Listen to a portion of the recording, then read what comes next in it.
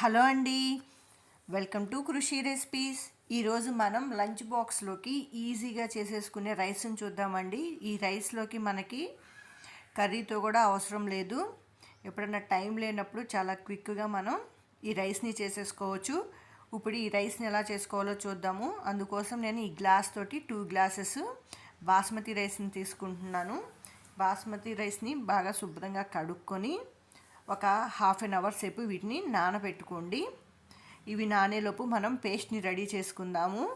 దానికోసం నేను కొంచెం దాల్చిన చెక్క, అలాగే లవంగాలు, యాలక్కాయలు, కొబ్బరి, పచ్చి కొబ్బరి, ధనియాలు, ఎండుమిరపకాయలు, మిరియాలు, అల్లం వెల్లుల్లి పేస్టు, జీలకర్ర, కరివేపాకు వీటినన్నిటిని తీసుకున్నాను. వీటిని ఇప్పుడు మిక్సీ జార్లో వేసుకోవాలి. అలాగే వీటితో పాటు కట్ చేసుకొని పెట్టుకున్న మీడియం సైజు ఆనియన్స్ని కూడా 2 వేసుకొని మూత పెట్టుకొని వీటినన్నిటిని బాగా మెత్తగా పేస్ట్ చేసుకొని పెట్టుకోవాలి. మెత్తగా పేస్ట్ చేసుకోండి, అప్పుడే బాగుంటుంది మనకి. ఇప్పుడు ఈ రైస్లోకి వెజిటేబుల్స్ తీసుకుందాము. నేనైతే క్యారెట్, ఉల్లిపాయ, బీన్సు, బఠానీ, పచ్చిమిరపకాయ, టమాటోసు, కొత్తిమీర, పుదీనా వీటినన్నిటిని రెడీగా పెట్టుకున్నాను. ఇప్పుడు పొయ్యి మీద దేనిలో అయితే మీరు రైస్ చేసుకుందాం అనుకుంటున్నారో ఆ గిన్నెలో చేసుకోండి. నేను బాస్మతి రైస్ కాబట్టి విడిగా వండుకుంటున్నాను. మీరు కుక్కర్లో అయినా వేసేసుకోవచ్చండి. అలానే దీన్ని బాస్మతి రైస్తోనే చేసుకోవాలని కూడా ఏమీ లేదు, మామూలు రైస్తో కూడా చేసేసుకోవచ్చు. ఇప్పుడు ఏదైతే చేసుకుంటున్నామో దానిలో కొంచెం నూనె, నెయ్యి వేసుకోవాలి. తర్వాత దీనిలోకి ఉల్లిపాయని, అలానే మనం ముందే కట్ చేసుకొని పెట్టుకున్న వెజిటేబుల్స్ని అన్నిటినీ వేసుకోవాలి. మీ దగ్గర ఏ వెజిటేబుల్స్ ఉంటే వాటిని వేసుకోవచ్చండి. ఇప్పుడు దీనిలోకి కొంచెం పసుపును కూడా వేసుకోవాలి.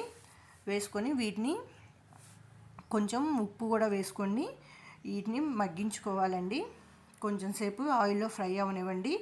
ఇవి కొంచెం ఆయిల్లో ఫ్రై అయినాక దీనిలోకి కొన్ని పచ్చి బఠానీలని, అలానే 2 టమాటోస్ని కూడా ఈ విధంగా చిలికల్లాగా కట్ చేసుకొని వేసుకొని ఈ టమాటోల్ని కూడా కాసేపు ఆయిల్లో మగ్గనివ్వండి.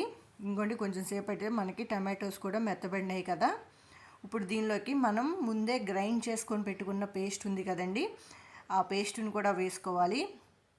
అలానే కొత్తిమీర, పుదీనాని కూడా వేసుకొని ఈ పేస్ట్ని కొంచెం సేపు ఆయిల్లో ఫ్రై అవనివ్వండి. ఇదిగోండి, మనకి కొంచెం సేపటికి ఆయిల్లో ఫ్రై అయింది కదా. ఇప్పుడు దీనిలోకి నేను ఏ గ్లాస్తో అయితే రైస్ తీసుకున్నానో అదే గ్లాస్ తోటి గ్లాసుకి గ్లాసున్నర చొప్పున 3 గ్లాసెస్ వాటర్ని యాడ్ చేసుకున్నాను. అలానే దీనిలోకి ఒకసారి మీరు ఉప్పును కూడా చెక్ చేసుకోండి. ఉప్పు సరిపోతే మళ్ళీ ఇప్పుడే వేసేసుకోవచ్చు. నాకు ఉప్పు సరిపోలేదు, అందుకని నేను కొంచెం సాల్ట్ని కూడా యాడ్ చేసుకుంటున్నాను. అలానే ఈ వాటర్లోనే కొంచెం నిమ్మరసంని కూడా పిండుకోవాలి.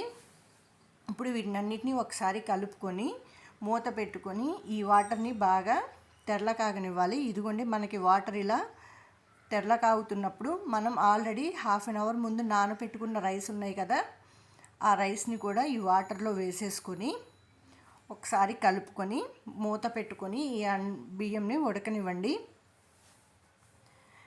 మనకి రైస్ అయితే చాలా బాగుంటుందండి. ఇదిగోండి, మనకి కొంచెం సేపటికి రైస్ అనేది ఇలా ఉడుకుతుంది కదా. పైన వాటర్ ఆల్మోస్ట్ అయిపోతున్నప్పుడు మూత పెట్టేసి ఫ్లేమ్ని లో ఫ్లేమ్లో పెట్టేసుకొని అలా వదిలేయండి కొంచెం సేపటికి మనకి మూత తీసుకొని చూసుకుంటే మనకి పైన వాటర్ అనేది ఉండకుండా ఉంటుంది. అడుగు వరకు ఒకసారి కలుపుకొని చూడండి. మనకి వాటర్ అనేది లేకుండా ఉంటే మనకి రైస్ అనేది రెడీ అయిపోయినట్టే. ఇదిగోండి, నాకైతే వాటర్ ఏమీ లేవు కదా, అందుకని నాకు రైస్ అయిపోయింది. నేను స్టవ్ ఆఫ్ చేసేసుకుంటున్నాను. అంతే అండి, ఎంతో ఈజీగా లంచ్ బాక్స్ రైస్ రెడీ అయిపోయింది. మీరు కూడా ఒకసారి ఈ విధంగా ట్రై చేయండి. మీకు నచ్చితే లైక్ చేయండి, కామెంట్ పెట్టండి, సబ్స్క్రైబ్ చేసుకోండి. Thank you for